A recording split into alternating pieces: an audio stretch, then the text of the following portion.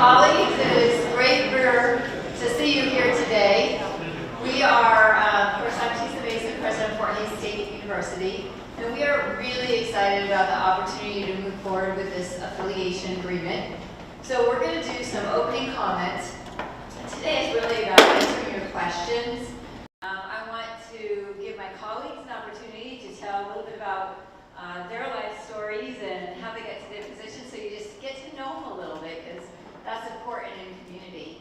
And we'll talk just very, very briefly, because I know we've got a lot of information on the website. We've done webinars, we've done convocation, but just to do a little refresh on what we're talking about with the why is, where we are in process, and then really mainly everything else is about your questions, your comments. We're here to listen. And so with that, I'm going to ask President Shears to tell us a little about yourself and who you are and how you get to the job. So Ben Shears with Northwest Kansas Technical College, Northwest Tech out in Goodland. Grew up in Olby, Kansas. Anybody know where Olby is? It's a small town. People, good. South of Fort Hays, just a little ways. Did a junior-senior option when I was a junior and senior in high school with Flint Hills Tech in heating, air conditioning, electrical, boiler controls, all kinds of other things along those lines. Was not really headed for higher education at that point in time. And so took that opportunity, discovered I could do the whole college thing, that maybe that was an opportunity for me. Discovered that I was a kinesthetic hands-on learner, and so from very early on, which made sense because my shop class grades in high school were the best grades that I had. So took that opportunity, of course, went on. Glad to be here, glad to have the opportunity to visit with you a little bit today, and have really enjoyed getting to know my colleagues up here in this process and spending a lot of really thoughtful time, transparent time, talking about the future of this affiliation. So, been at Northwest Tech for about 7 years, an adjustment from South Central Kansas, where I was at Cali County for about 14 years in the community college system. Coming up to windy, colder Northwest Kansas. When we made the decision to come up, I have to just share this real quick. I told my wife, I said, I've looked at all of the weather patterns and radar stuff, and it doesn't look like there's as many weather events in Northwest Kansas as there were where we were at. I was wrong. But it's been wonderful. We love it in Western Kansas. Can't beat the sunsets. So thank you. Appreciate you being here.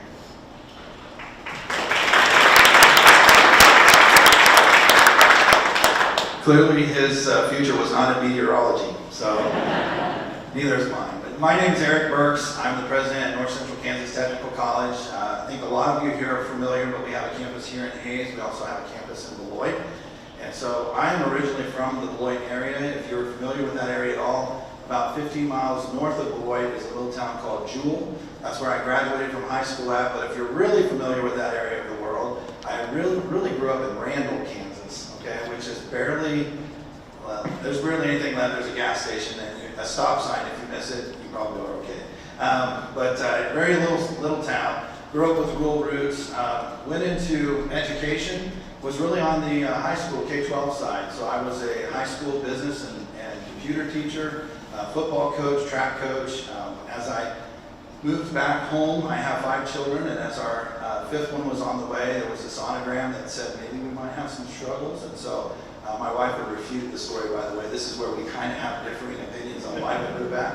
But anyway, we wanted to circle the wagons in case we needed to, so our support group would be there. Ends up he was perfectly fine and just a little ornery and a little premature, but we came back and she was able to stay at home with him and the rest of our children, and I wore about as many hats as you could put onto a high school, at that time principal, IT director, don't ask me to do IT work now, just worked through coached a lot of different things, even drove the bus. So saw a lot of that side of education, and then when the school closed, because it didn't take action, quite frankly, I'll just give that preface. Then it closed and I had to look for something else. And so I became the Dean of Instruction at North Central Kansas Technical College after I was the principal there. Was in that role for about 3 years, and then when the president decided to take a different job, the board asked me to step up and be president. I've been president there for 10 years. So I've seen kind of both sides of education. I've been rural most of my life, certainly appreciate the rural way of life. And that's what we're trying to, in a large way here, is preserve I want our children and our children's children to have the same opportunities for education and for community as I've had in my life. And so that's what we're trying to do here. We invite you into this process. We're excited about having you be engaged in this and continuing to help grow. And I know sometimes that sounds, we can stand around and watch Western and North Central Kansas diminish, or we can do something about it. And I think that's what we're trying to do here. So we invite you to join us in that. Nice to meet you all.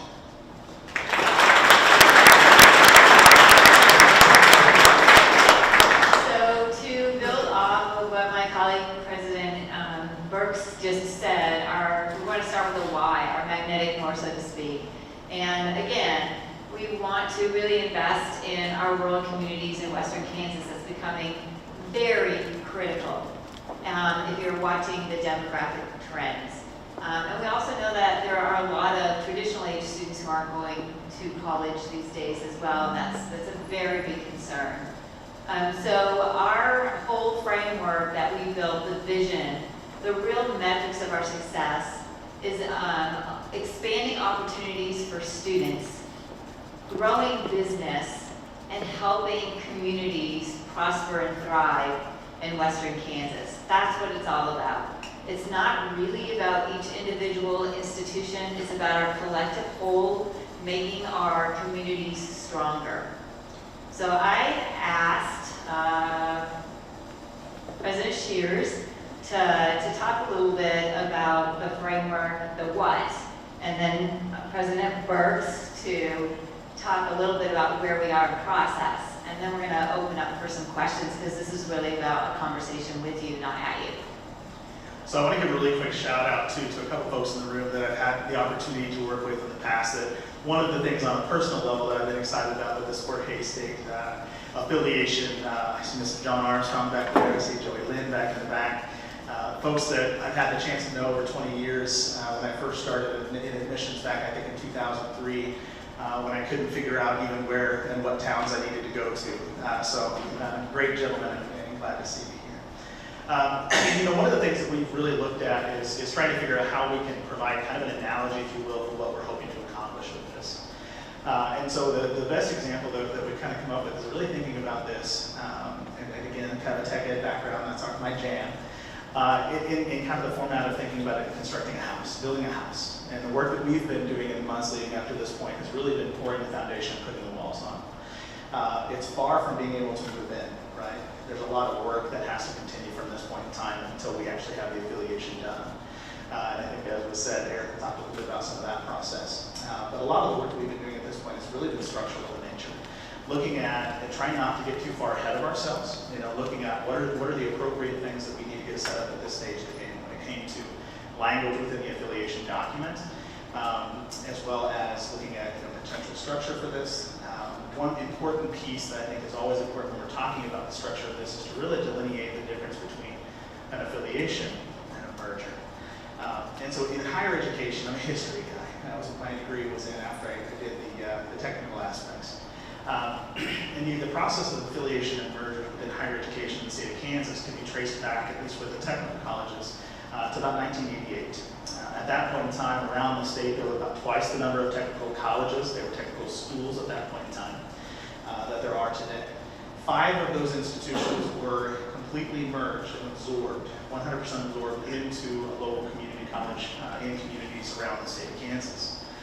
There are 2 other models that exist that we've seen in more recent years. One is a process that was done with Washburn University and Cobb Technical School at that point in time, which was out of Topeka, and that process has become more of a merger, but not a full absorption like you might see happen with the technical schools with the community colleges. Washburn Tech is one of our partner institutions that the tech colleges work very closely with within our system in the state. And they are in a situation where they have their funding is blended. They've got streams within the university that controls those, takes care of those. Their accreditation is all under one. It's a fully merged kind of a system. The other model that's out there is what you see happening down in Wichita, which is the WSU, Wichita State University, and WSU Tech model. And when we began to really look, one of the things we wanted to do was, it's important for us to learn, right? It's important, we're in education for goodness sakes. It's important for us to learn what's important in the process, but also see what we wanted to take in from the other examples that we've seen around the state, what we think worked, and adjust things as necessary. And so we pulled quite a few pieces from those different models to see what would work, because the reality is what works in Wichita, Kansas doesn't necessarily work in Northwest Kansas and North Central Kansas and Western Kansas, right?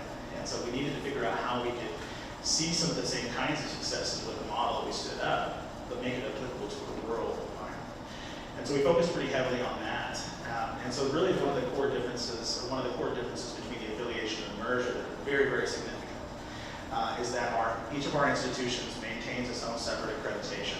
By the way, I was willing to give over accreditation. I had no problem with that. So we maintain our separate accreditation. We can maintain our separate funding streams, and so the revenue that's generated, or revenue that's provided by the state in our appropriations for the two-year technical colleges still stays a separate revenue line. Same thing with the federal ID. And that's important because what that allows us to do is a good case in point when we look at federal grants, for example. Having 3 institutions underneath the Fort Hays State banner, but still having separate federal IDs and separate accreditation processes, allows us to move, when it comes to federal grant pursuit, beyond single institution applications into 3 institution applications, which those of you who may be involved in the federal grant writing side of things or grant management side of things know that it raises the ceiling significantly on what kinds of grants that you can pursue. But more importantly, it raises the ceiling on the impact that the grants can have. So no longer are we going to be able to have to look at just pursuing a federal grant for Northwest Kansas, the impact it would make locally in Goodland, Kansas. Now we can begin looking at bigger picture kinds of things and say, what can we do across the region? Where can we move the needle? Where can we push the envelope across the region versus just within single institutions and single communities? One of the things I wanted to mention is this morning I was having a conversation with a colleague, just came back from a conference, and they were talking about 2 entities within the same institutions who are aligning. And there was a lot of conversation about the difference between structural alignment and strategic alignment. And if we stop short with just structural alignment, we will not get our vision. So we're really talking about strategic alignment, and which will include some structural alignment, but really thinking differently on how we serve our students and our communities and our businesses.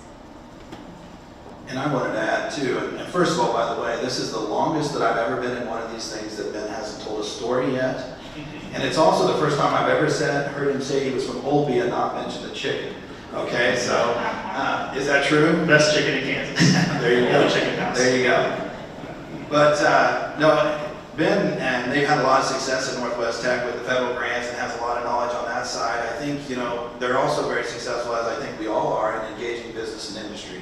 And I think that that's the other thing, as we go out and talk to our businesses, and especially in this area of the state, we need our businesses here to grow. That's going to bring more people to populate our communities, and we all understand how that trickles down. And so we really have to make sure that we're engaging those businesses, and when we talk to them, and maybe one of us is already having a conversation, but we hadn't thought about, we now have a partner that we can bring to the table too. So maybe they have needs that we can provide as a 2-year institution, but they also have other needs that they need from a 4-year. And so for us to walk into those meetings and be able to talk about, there's all the way from a CDL or a CNA or something that's a very short-term certification or licensure, all the way to potentially a doctorate or master's degree. We have the ability to walk into those meetings and be able to say, yeah, we can give you that. And so I think that's very powerful as we go and talk to businesses and industry. And I think if they can know that they can get it all in one place, they're going to be more willing to maybe invest in us as well and help us with what we're trying to do and help them. So I think that's a powerful aspect of why this affiliation is important too. So I have a quick story.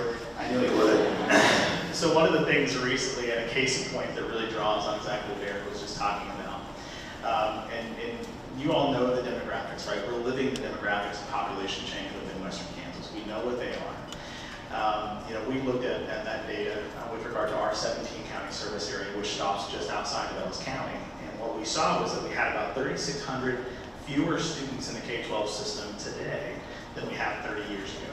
Well, those are our bread and butter, right? For small schools especially, that we recruit right in that backyard, that's our bread and butter. So that's really, obviously, really concerning kinds of things.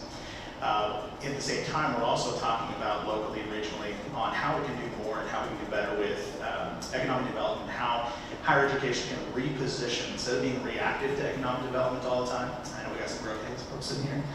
That, you know, oftentimes higher education is in the conversation when a company is already looking to set up shop. They've already kind of mentally made the commitment. They've already be in the process of constructing something.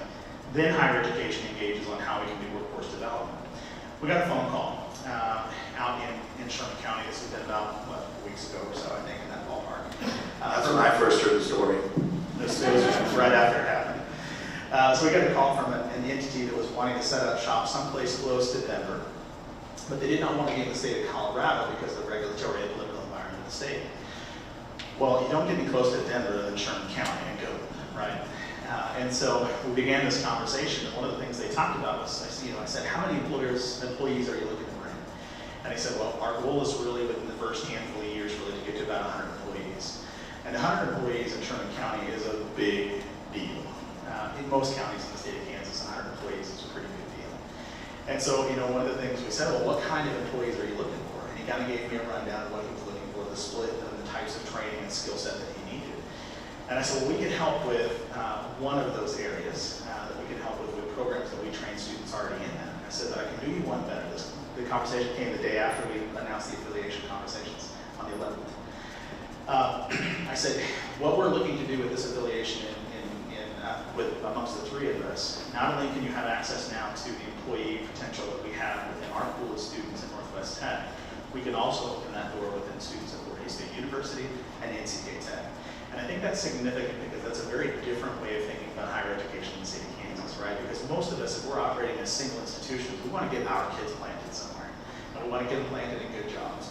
But I think this really opens up a dialogue on how can we do a better job as three institutions working together to keep our students that are graduating out of our programs in the region, right? We see so many students that head out in different directions. How can we work better and more effectively to keep students in our region? And I think that's really where that kind of wrapped up the piece on the framework. I think that's really the part. What we've looked to do again is to stand up the framework of this thing.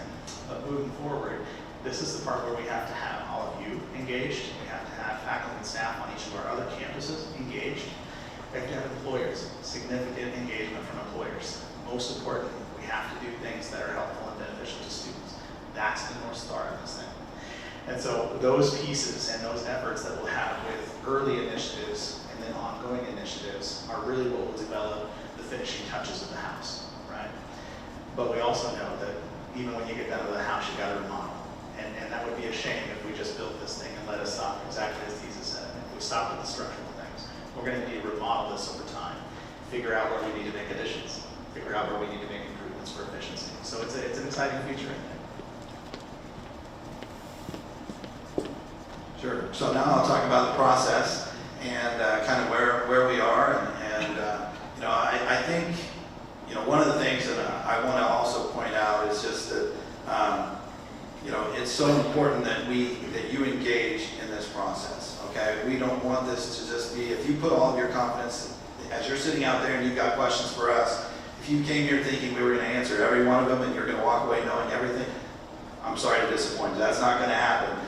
Because a lot of this we haven't figured out yet, and I think that should make you encouraged and should make you feel better, because I think if we walked in and imposed this upon you and said, this is how you're going to do it, you would be very unhappy. A lot of you would. I think if we can tell you this is the vision, this is what we're trying to accomplish, and we need your help. How does this work together? And how can our three institutions and the like-minded folks, or the people that are tackling similar problems at each of our institutions, how can we work together to solve these? That's what we're trying to get at. So as we went through this process, really I'll start out with saying, and I love saying unanimously, because it has been unanimously passed by the Northwest Tech Board on January 11th, 12th. The 16th, it went before the NCKTC Board and was passed unanimously also. And then it went to the Board of Regents on the 18th of January and passed there unanimously as well. In fact, they gave us a round of applause, as I recall. So they were pretty excited about it. And I think that's something too. Topeka's wanting to see more of these types of arrangements. And I think that there's always that you can decide to do it to yourself, or you can have it done to you. I think Ben phrased it well. I think he said you can either drive the car or you can be in the trunk. So we wanted to drive the car, but they approved it unanimously, and so that was the first step to get it through our board. Now, what did they approve? They approved an MOU, which is essentially a letter of intent, which lined out this is what we are intending to accomplish through this affiliation. And the other thing they approved was draft legislation. And I call it draft because, as you know, legislation morphs as it goes through the process. And so it passed by all of our boards unanimously in that form. It then went to the revisor's office and had a slight revision to it. By the way, I see Joe here, and I want to certainly give him kudos because he's the university's attorney, but he did a great job in helping us form and put together the legislation along with Steve Kearney. And I really appreciate all the work that he's invested in helping us with this. But it went through the revisor's office with very few, really insignificant changes. Okay, they had to add a few words that we, but after it passed through that, then it was introduced last week in the House Appropriations Committee. I think it's 2290, House Bill 2290 is the, so you can go to the Kansas legislature.gov and you can look up HB 2290 and you'll see that bill there. It's also on our website, the website we're all working together on. But it went to the House Committee. If it passes both chambers, the House and the Senate, then will be signed into law by the governor. That's all a process that's going to take between now and probably May or June to accomplish. Once it does that, then it's signed into law. It's still not finalized. At that point, obviously, all three of us are accredited by the Higher Learning Commission, so they have to sign off on a governance change there. And also, it goes back to our three boards to essentially be ratified so that those boards say, you know, what came through the end of the process looks the same as what we thought when we signed that MOU on the front side. And during this time, at the same time, simultaneously, we will be working to put on some of the sheetrock and the plywood, I'm following the analogy here, building the house, so that we can start to figure out some of those details. Now, I want to warn you, it's quite possible, and if you look at the history of the WSU Tech affiliation, it took 2 sessions for that to go through. We're sure hoping that we can get it through in 1, but even if we don't, we are committed to working together and starting to get our institutions looking at how can we work together collectively to attack some of the issues that we see are a threat to our institutions. I again hope that's encouraging to you. Even if we don't have that law that's signed in, we want to do this because, quite frankly, it's urgent. I mean, there are things that we need to be doing to change this trend now, and we can't wait another year. Okay, so there's urgency to that. We hope the legislature will understand that and support it. We believe they will, but we do know there's opposition as well.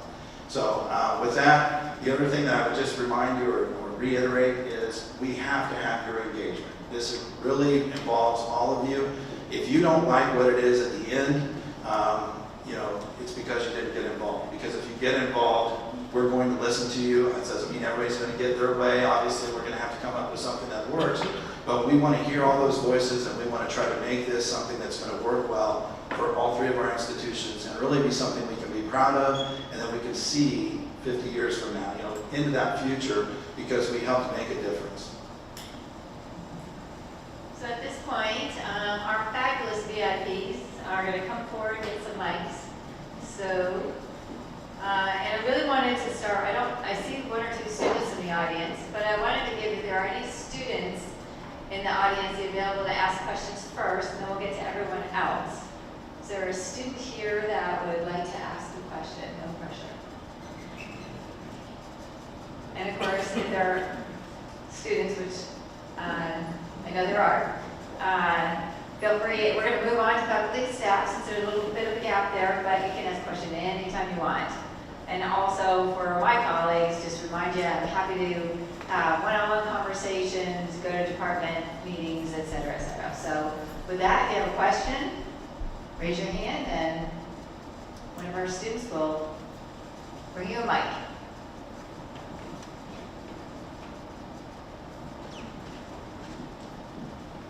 Thank you. Dean Briggs. Break the ice. Eric, you mentioned the potential for legislative concerns or opposition. Can you speak to what those concerns might be? I know that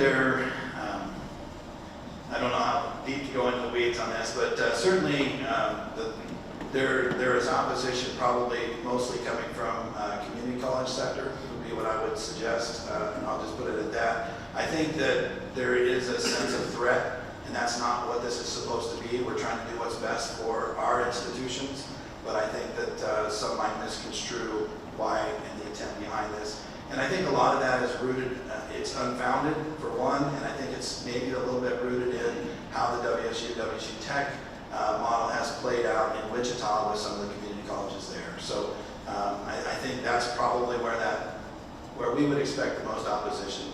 Quite frankly, from legislators and people that really understand what we're trying to do, I've sensed very little opposition. We've had tremendous support all the way through. I really do believe it can get through, but that will be probably the group that's looking, Jeff, to maybe come in. I know with WSU and WSU Tech, they have a shocker pathway, and part of the result is they picked up more concurrent credit in community colleges like Boston.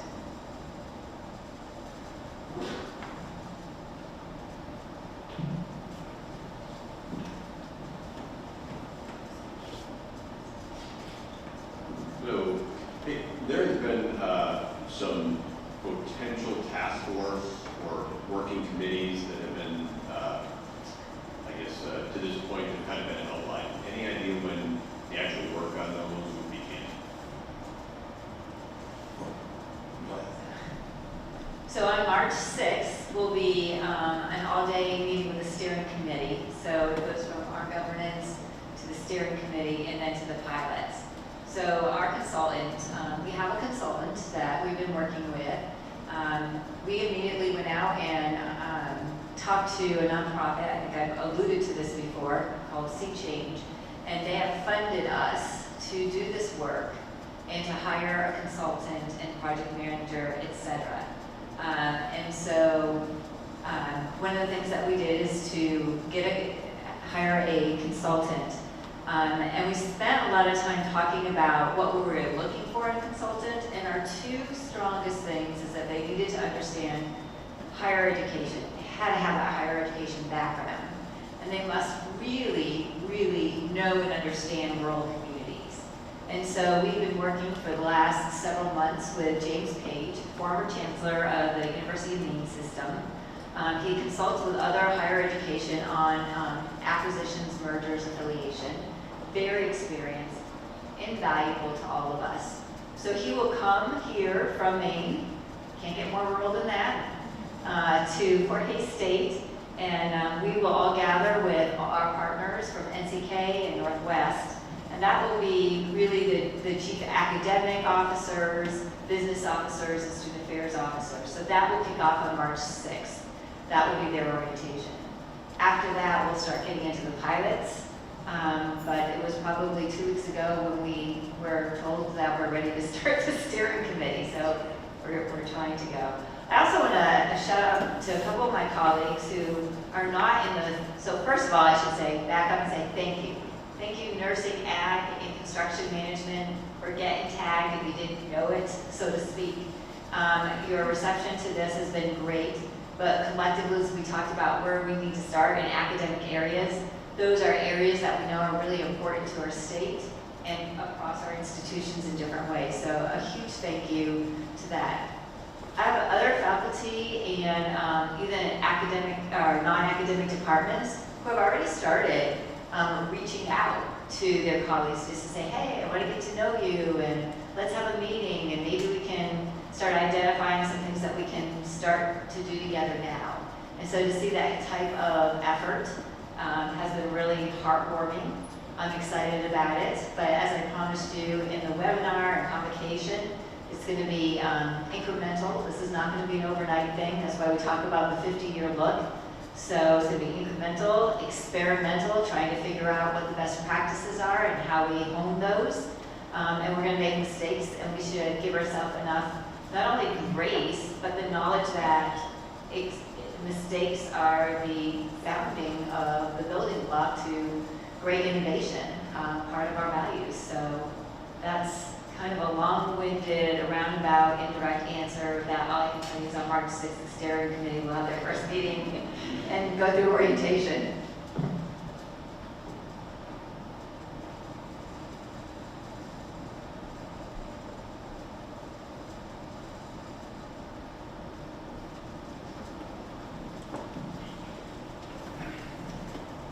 So Ben, this question is for you. I'm curious, what are you hearing in Goodland? What are you hearing from your community members, pros and cons? What challenges do you hear from them that might come about this?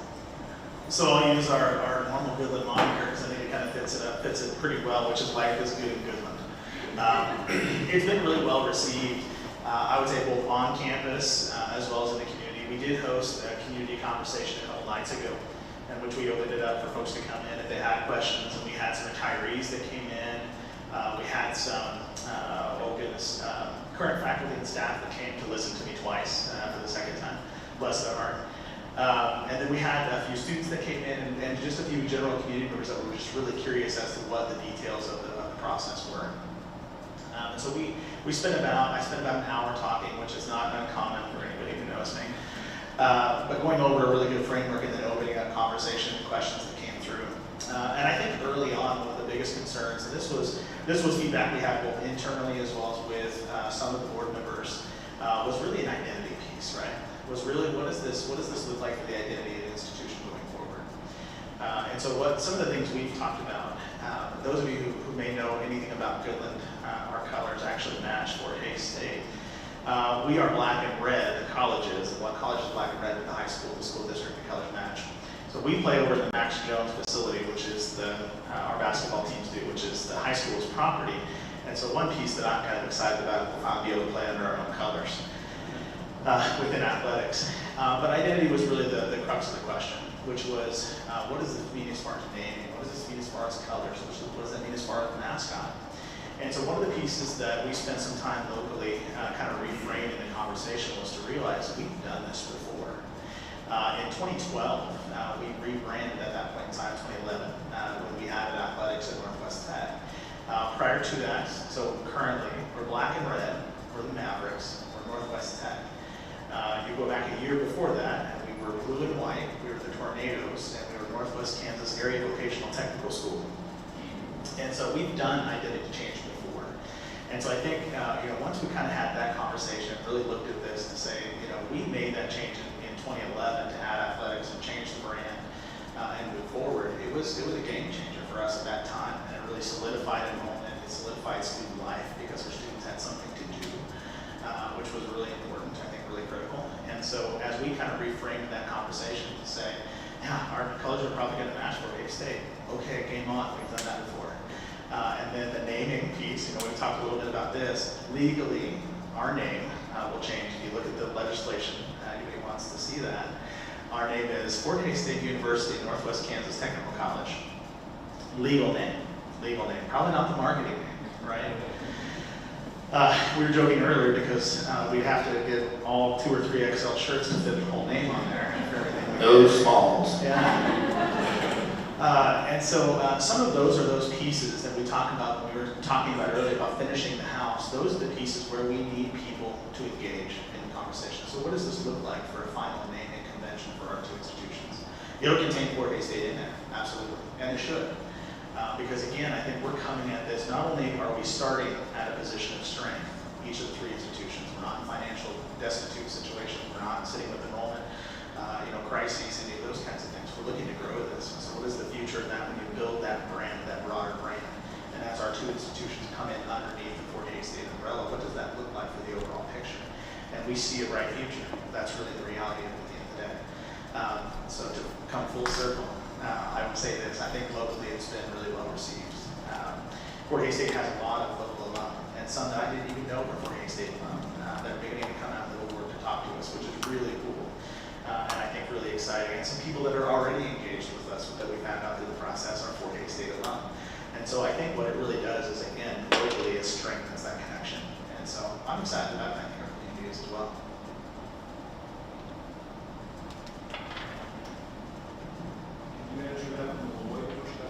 Sure, I was wondering if that might be a follow-up, so I was going to wait wait for it to be asked though, so thanks, Jim. Yeah, and I won't have as clear of it. Well, life is good in Beloit also, and in Hayes. I mean, that's the thing too, that, you know, I think it's a little different for our institution for a lot of reasons, and some is because we've been in an affiliation with Fort Hayes really since I've been with the institution. We're taking it to a different level for sure, but we've worked, and I look out here and see several familiar faces that we already are partnering with in so many different ways, and so we're excited about taking that to the next level. Of course there's trepidation, right? I mean, if it's changed, there's going to be some concern. What does it mean for me? How much am I going to have to change? Is somebody going to be telling me now what I have to do? And yeah, I mean, there's going to be change with this. I mean, I hate to break the news to you, but there's going to be change. But we want it to be change that comes from you all, that helps you all come together and say, okay, this would make sense. And again, the change is not for change's sake. It's not because we said so. It's because we got together and talked about what's good for students. We got together and talked about what businesses in our area really need us to do so that they can grow and stay in this part of the state. And if we can always approach it, go back to that North Star, I think we're always going to have success with this. I think it's when we get caught up in, does that mean I'm going to have to move my office, or I'm going to have to change my course's name or number, or those things. Could you imagine trying to defend that to somebody somewhere else and saying, well, we weren't going to do this because we didn't want to change our colors. By the way, I'm sporting NCKTC colors as much as I can right now. But I had a lot of questions about that back in Beloit, from both Beloit and Hayes. We just embraced the Trailblazer. I mean, it's a brand new thing for us, and if there's anything that just pulls at my heart, it's that, because it's doing exactly what we wanted to do. In a technical college, we don't have sports. Well, in our technical college, we don't have sports. And so a lot of the allegiance that people feel isn't to Victory, the Tiger, or the Maverick. It's to Kyle Thompson in the welding program, or to Kevin Beering in the electronics program, somebody that's been a long-standing instructor. We introduced the Trailblazer so that we could rally around a common unifying thing. And so we're just getting that started. You're going to see blue and green all over our campuses. And now we're talking about changing it to gold and black. And so there's definitely some sadness, I guess would probably be the right way to say it, some sense of loss that we're going to have to deal with there. But at the same time, I can't imagine 10 years from now saying, well, we decided not to do it because we didn't want to change our colors. Can you imagine trying to defend that? And so while there is a sense of loss, I think if we can focus on, again, students and communities, what can we really do positively with this for students and communities? I think that is where all of us can go, yeah, this makes sense. So that's generally the response. So. Hi, thanks for being here today. I had a question about whether you had any discussions related to the KBOR mandated changes to the general education program and how those changes might strategically help or hinder our affiliation. Could you repeat the KBOR what? I'm sorry. The general ed, it's okay, I'll catch that. Yeah, we don't have any answer for that. We know we've been working through it. This campus is done. Thank you, campus. Extraordinary work. And our Gen Ed framework, and then getting it in line with the Kansas Board of Regents. We're on pace, as you know, to implement that in the fall. Really proud and grateful for the work that you have done. All those things are going to have to be looked at as we piece this together and figure it out. So in one sense, maybe that's a little bit of frustration. We just got to figure it out, and now there's another something coming forward. But we're really going to be also looking at, just a couple of programs and improving that concept again. But that'll definitely have to be looked at by the right people. We're not the right people. We are definitely not the right people to do that work. And the thing that I think this whole campus is really proud about with our new Gen Ed program and framework is the flexibility it gives students for certificates and add-ons and credentials. And that's exactly what we want to do collectively. And those things will also give us opportunity to strengthen the way that the students can experience all of our institutions. So we're excited about that, but I'm sure there'll be more tweaking. I just mentioned too, though we may not be on the same boat, we're on the same body of water. The two-year side of higher education in the state has been wrestling with would be maybe the correct way to say it, program alignments through this process for a number of years. And we've experienced our own frustrations with the process as well, because one of the things that, I'll give a good case in point, there was a move a while back, a few years ago, to potentially cut funding for two-year colleges for CNA classes. So CNA classes are a critical piece of what we do in rural Kansas, because a lot of times in our skilled nursing facilities, where our grandparents live in some cases, it's CNAs who are the primary daily caregiver for our community members. And the conversation at that time was, it's not high wage, but it is high demand, right? And so again, I guess from my perspective, I would just say we've been through this a little bit already. We've had to close down some programs. There have been other colleges around the state that have closed programs simply because of program alignment or force alignment. And so, yeah, I would say we're on the same body of water, and it's still concerning. We still watch those things as well. I think it's, again, I'll say this, speaking on behalf of Northwest Kansas Technical College. You know, I think one of the concerning things as we watch this is making sure with our programs too, we have high skill, high wage, high demand programs within our region. And it's just watching to make sure that we stay ahead of that conversation and continue to advocate for programs that need to stay open. I'll say that on the two-year side of things that are critical bedrock programs in our communities.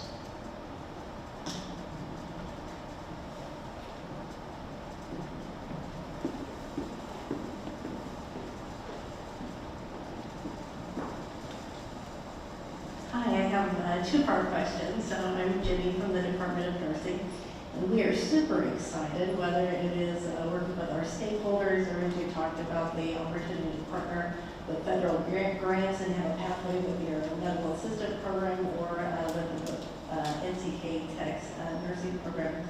I'd be curious to know how your faculty, whether or not the faculty are receptive is part one, and then I would be curious to know, do you see yourself sitting at the table of those conversations, or do you see that being more of the department?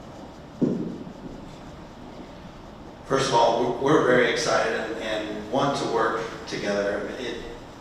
I guess, again, if you're focusing on students, how can you not be excited? This is a tremendous opportunity for students. And so I would expect that our people would be, I will tell you, I personally haven't spoken with them, but I know that we've worked with your department well in the past, and we want to have that positive relationship to the future as well. So yeah, I'm very interested in that. What was the second part of the question? I'm sorry. Do you see yourself sitting? Oh, that's right. Yes, thank you for jogging my memory. I don't believe so, no. We will be informed. We'll want to know what's going on. I guess if we're there, you may not want us there. But I think it's something I would expect that you can work together with the academic deans and the folks that are really involved with that to make it work. So, but I look forward to those conversations. I'm looking at one of my academic deans now, and she's got a big smile on her face, so I assume she's anxious to roll up her sleeves and get to work too.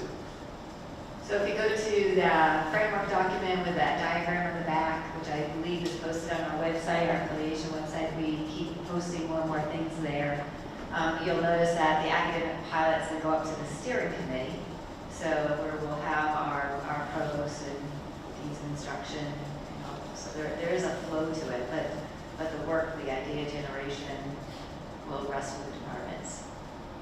I would say on the Northwest Tech side of things, we don't have an ADN or a nursing program in Goodland, but we do have a medical assistant, and we do have respiratory therapy, so both within the allied health fields. And I think that there is incredible potential, especially for our medical assistant students, to be able to continue their education beyond just the one-year technical degree that they're getting in that field. And the reason I think that's kind of exciting is, and I'm sure you know this as well, right? Sometimes you get students that go into the medical field, go into nursing, and they think they really want to be a nurse until they experience some things, and maybe they're a little queasy, some of those kinds of things.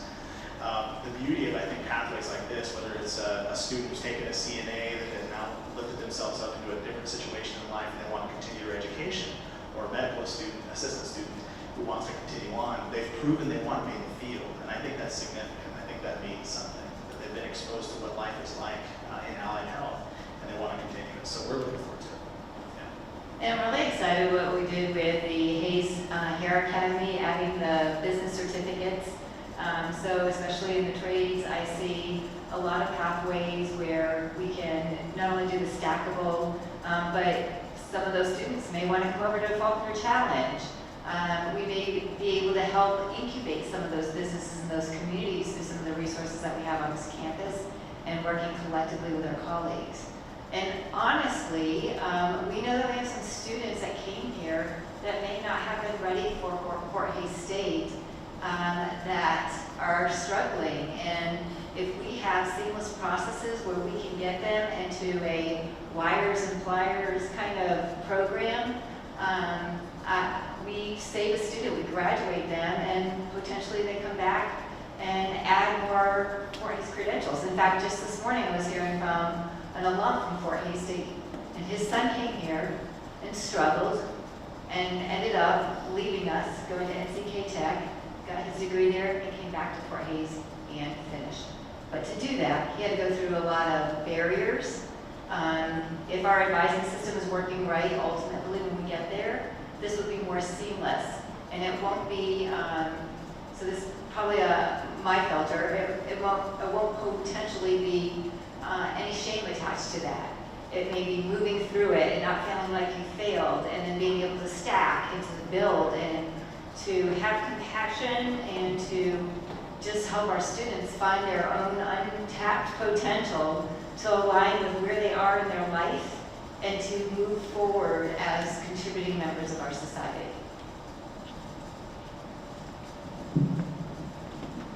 I apologize if this was addressed earlier, and maybe you can answer it, but how will scholarships work as a foundation employee when we go out and talk to donors and alums for scholarships? Do we know how scholarships will look at the two other institutions coming into Fort Hays' umbrella? And are there foundation employees at these schools, and what will that look like?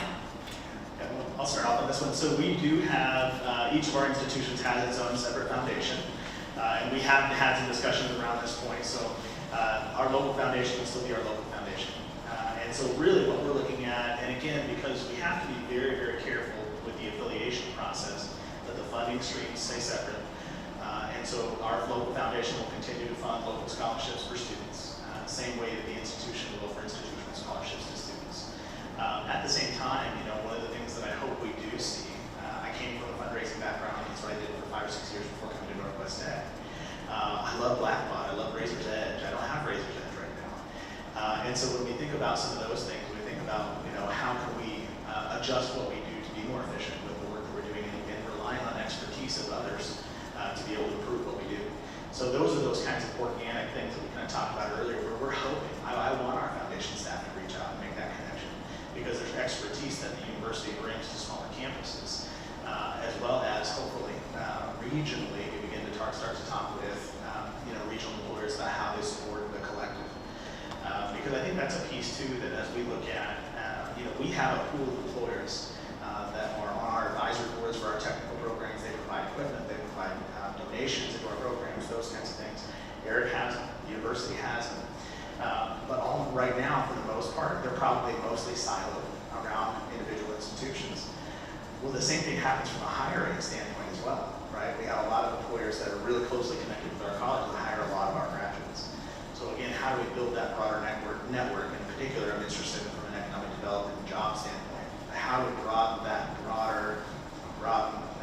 the pool, broaden out that pipeline within Western Kansas to be able to, again, create more job opportunities, create and retain more job opportunities for students to be able to work in the region. So.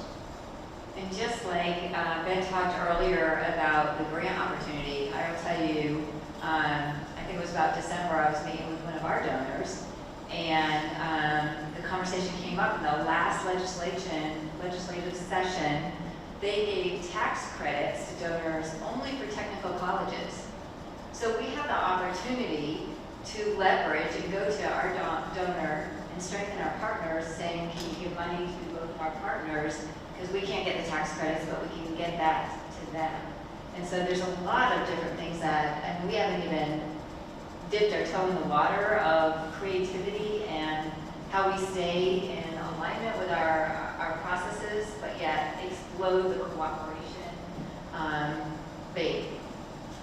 Yeah, and I just think as we get more familiar with one another, I mean, again, we've tried to be smart about how we craft this so that it can evolve over time, because how we envision it today will be different 10 years from now, 20 years from now, and all of that. And so we just want to make sure that, as we talk about that, I'm thinking about the foundation, but this could apply to any department across the university and across both colleges, would be that how do we, my understanding, and I know this is true at my place, and I assume it's true here, we're small, we're rural, we just roll up our sleeves and get to work, and most people feel like they're overwhelmed.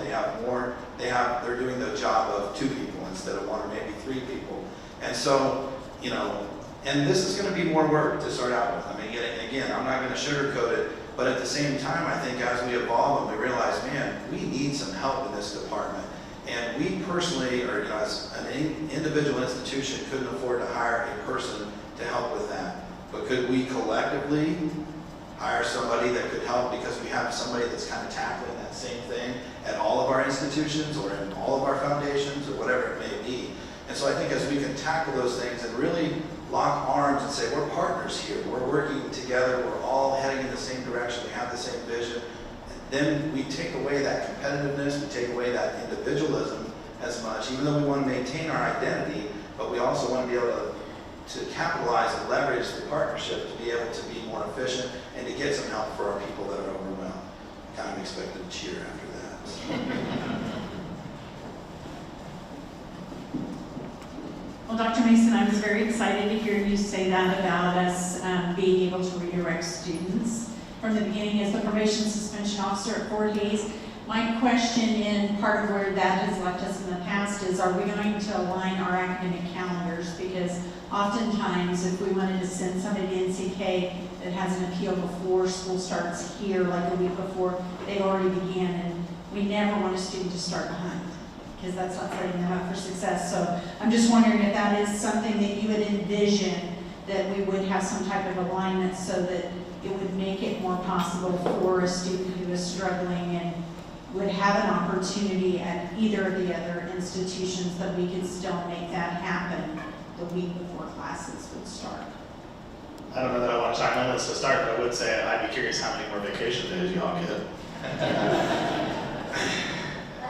Tongue in cheek, but I do think it does make sense to look at those kinds of things. I think those are great future conversations that will have to be had, because there certainly is, obviously from our geography being 2 hours west, it may not be as significant as it is in the case example you just described, so that's maybe more Eric's house, but I think again those are those finishing details that we're going to need to work on, along with a lot of input from employees on that as to what makes the most sense. And I would say we currently, believe it or not, do use Fort Hays' calendar to inform our calendar when we get it approved by the board. But I know the issue that you're talking about, and it is something, to me, that should be one of the low-hanging fruit.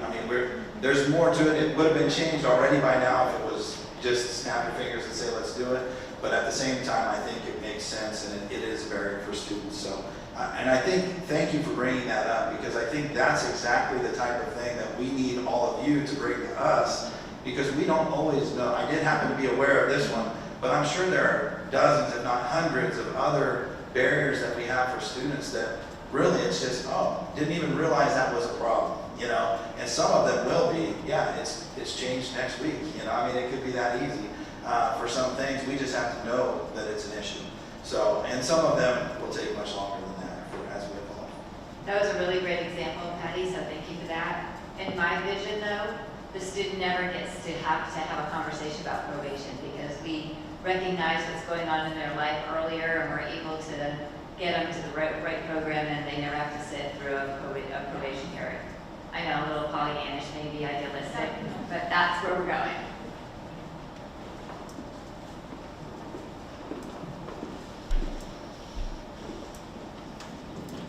Hi, I'm Nicole Frank. I'm the coordinator of faculty development at Fort Hays. Thank you for coming. My question is about what your vision is for professional development, particularly academic or faculty professional development in those 3 departments as we try to create as seamless of a transition as possible. I know that we're doing some amazing work in faculty development, and again, it's a detail, it's a logistic kind of questions.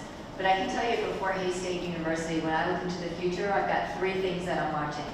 The affiliation, professional and continuing education, and our digital master plan. And I think those are the pillars that are going to guide us into a very innovative and successful future. I would say from NCKTC, we're very excited about professional development and what this could mean for our faculty and for our staff even, and how they can develop professionally. So we've actually had a conversation, and quite frankly, I think it was one of those deals like, why haven't we done this sooner? It didn't take an affiliation for some of these things to take place. But again, it's identifying them sometimes is half the battle. And in some of them, it's just that simple. Identify it, and then let's go. Let's make it happen.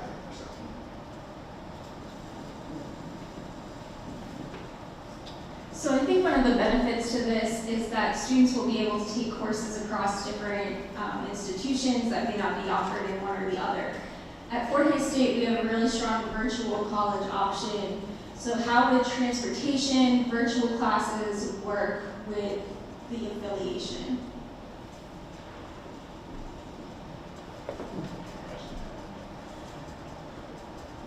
So obviously, one of the things we love about Fort Hays is how we have been in the distance learning space for 25 years. And so I think we have a lot of opportunity to expand. Again, we can't get into the details because that's the logistics, but are we interested in that? Yes we are. And sometimes you have to go backwards in technology as well. When I'm thinking about, Zoom platforms as well, and I don't know. The people with the right expertise know these things much better, so I want to get out of that and just say that we need everybody, again, as we've been saying, to start dreaming with us, noting things down, letting us develop a list. A couple of people have asked me, do we have to wait? Can we move forward faster? No, it's going to be pushed in. I know, my colleagues have had to have conversations around identity in our campus. I was asked by Eric's board, what is our going to challenge be? And I told him capacity. And so we want to move faster with people that are ready to move faster, and slower with people who need to move slower. But continue to, they're on the website, there's a lot of information. There's an ask a question. That may also be a great idea to log some of these ideas that you're having about academic calendars, professional development. How are we going to merge a little bit more or cooperate more on the online learning space? Fabulous. Use the resource so we can capture it, and then we'll delegate it to the people who have the expertise to give us some direction on what's the most strategic way to approach that in today's world. And I'm going to fine TISA $50 because that's the fine at our place for saying merge, anything associated with the affiliation. I'm just giving her a hard time. She said it related to online space, but anyway, yeah, this is not a merger, it's an affiliation. That's my whole point in bringing that up, and that's, she wasn't saying anything different. Yeah, and I would have corrected him too, but I would have charged him $100. I might just say from our standpoint, thinking about this in kind of the virtual space, and one of the things that we've talked about within kind of the early framework we're looking at has been IT. It is one of the early initiatives that we've discussed. Again, any decisions made yet? No, a lot to come.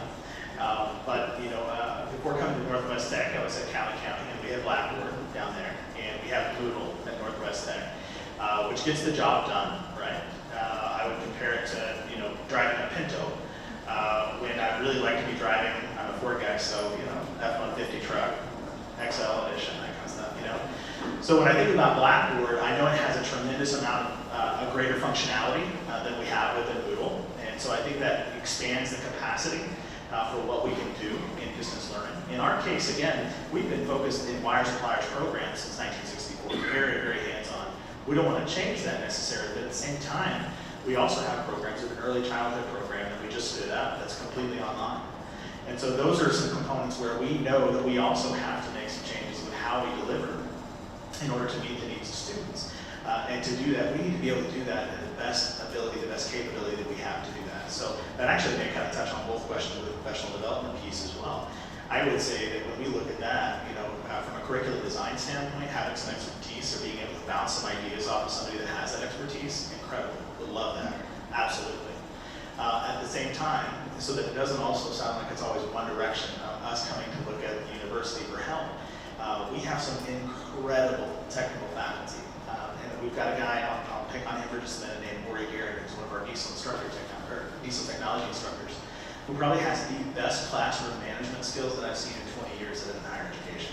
Exceptionally good when it comes to working with students and managing classroom interactions and discipline and the whole 9 yards. So we have at each of our institutions faculty as well who are very, very strong in what they do and being able to have that cross-sectional dialogue between institutions, again, to develop the whole.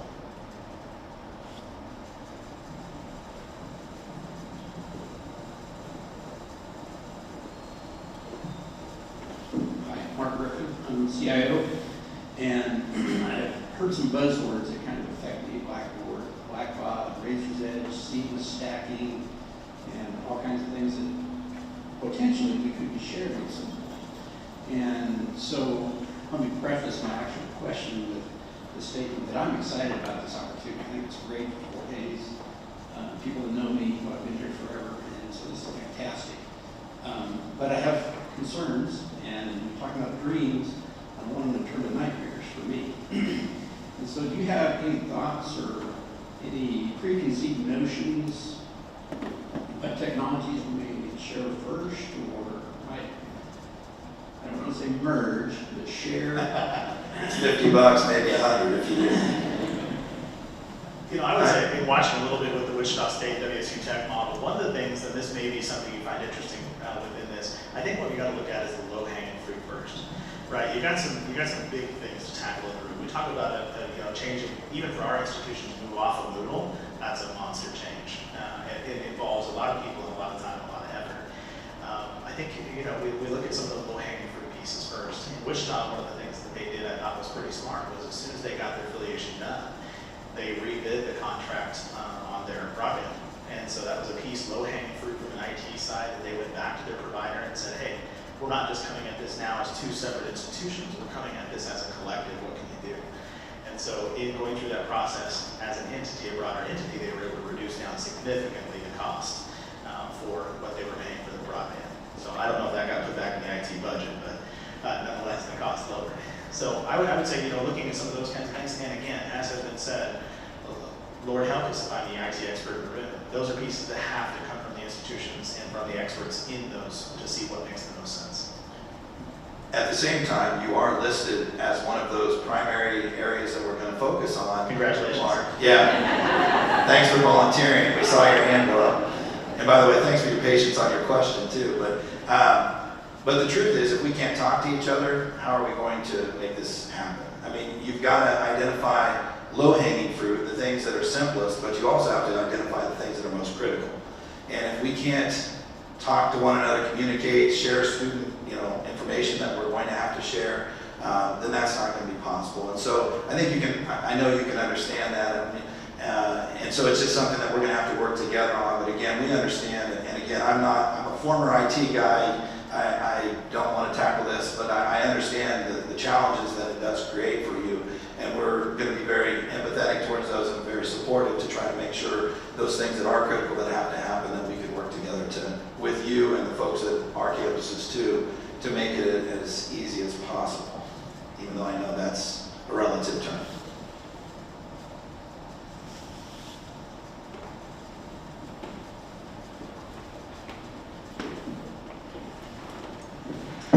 Kim Stewart from Applied Technology. I really don't have a question, but I do have a comment from the department level. We're excited about this.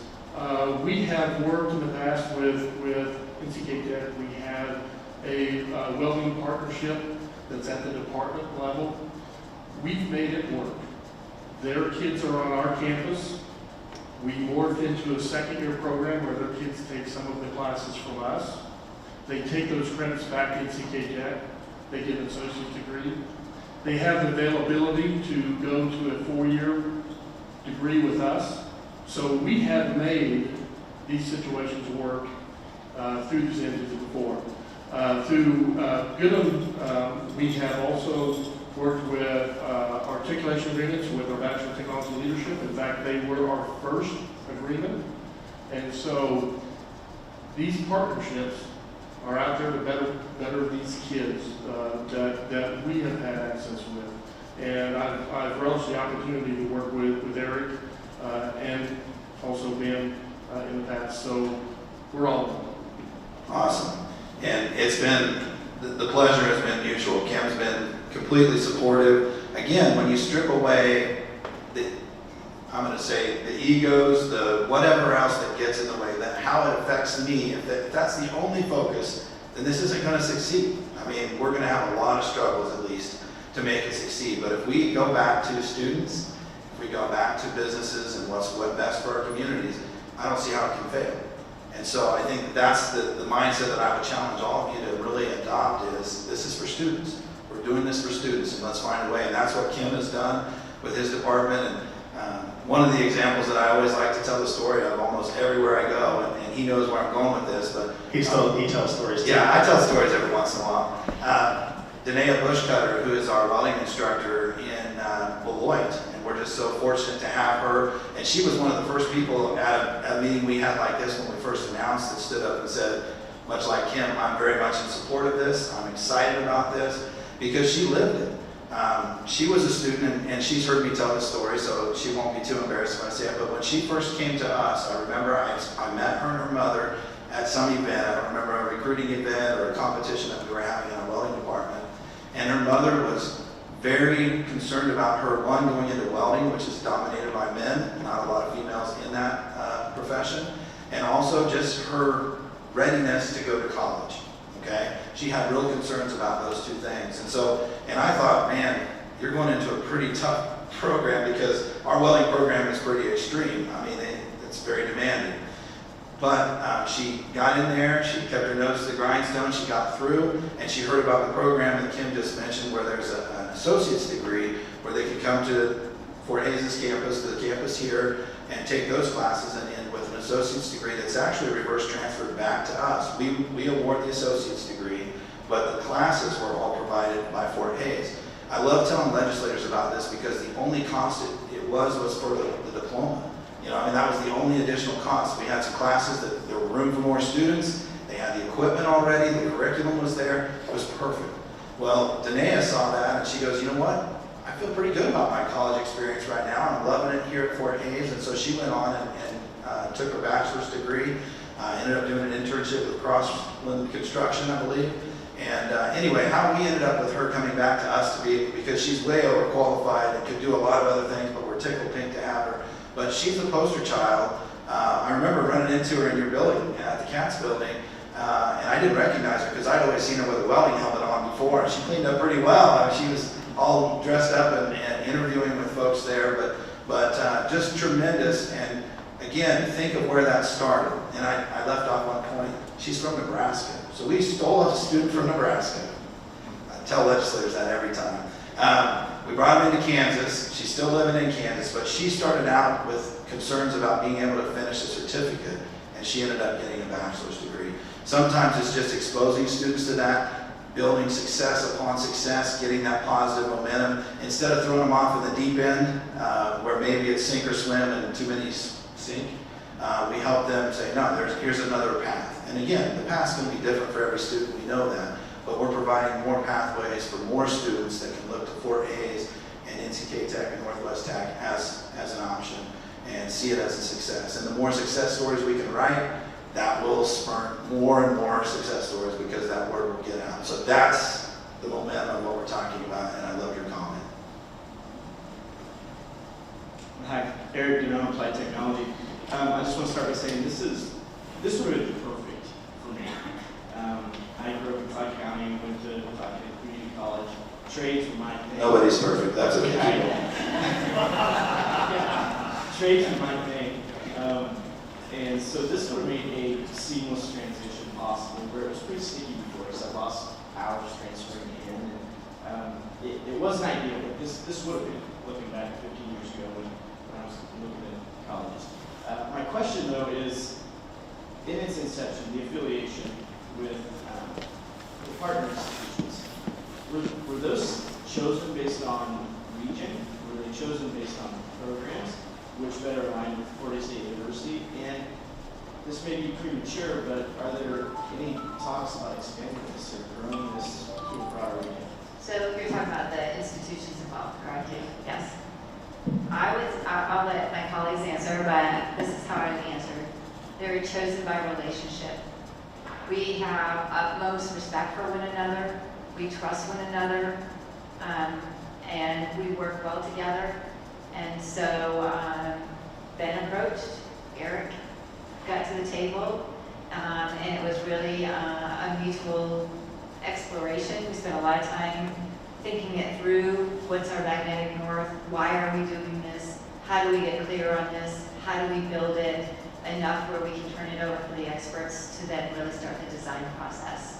But my answer is relationships. Definitely locality is part of that, but it's also part of relationships. But it's about what we think that we can do together with a lot of trust. Yeah, I think there's obvious geography, right? We sit within the region, and there's certainly a strong connection, both between NCKTC and Fort Hays State, and Eric and I go way back as well. So I think again, those connections that we have collectively within the region, I think are certainly a driving force of this. But what I've really appreciated most about this has really been the ability for all three of us to just lay it on the table, all the cards on the table. One of our very first conversations we had really was, again, why does this make sense? Why would we want to do something like this? And I think that, again, that transparency, that opportunity to get to know each other in this process and really build that partnership has been pretty significant. I would say as we think about this in the broader state scheme, I think the important thing when we think about this, from my opinion, thinking about transfer process back in the day when I was going through, regional and other regional institutions, other community colleges throughout the region, it's important that those community colleges do strong, that they stay strong, that they do well in their communities. That has to continue. One, because obviously those are good partners for the university with regard to transfer students that are coming here. But they are also significant, as we all are, economic engines within their local communities. Now, as to whether or not at some point in time down the road they decide to have conversations on that front, all's been forward, really, at that point. But we saw that we needed change. What we've talked about has been, we know the enrollment clip that's coming up. If you're not watching population changes around the United States, not just in Kansas, but around the United States, and population changes in the next 5 to 6 years, the college going rate is getting declined. So we know there's a big cliff coming. So we've got to do something different. And the other reality of this is within Western Kansas, if we want to see what we continue to see now, with communities getting smaller, with less job opportunities, then let's just keep doing what we've been doing, which is just hanging out in our own little communities, doing our thing. Or we can look and try to do something different. We've talked about this piece in the past and say, is this the silver bullet that's going to solve population decline and job opportunity in Western Kansas? No, it's not the silver bullet that's going to start, or that's going to solve the whole thing, but is it a step in the right direction? Absolutely, 100%. So, there's my 2 cents on that. We just got this sign. I think that means stop. Thank you for your patience.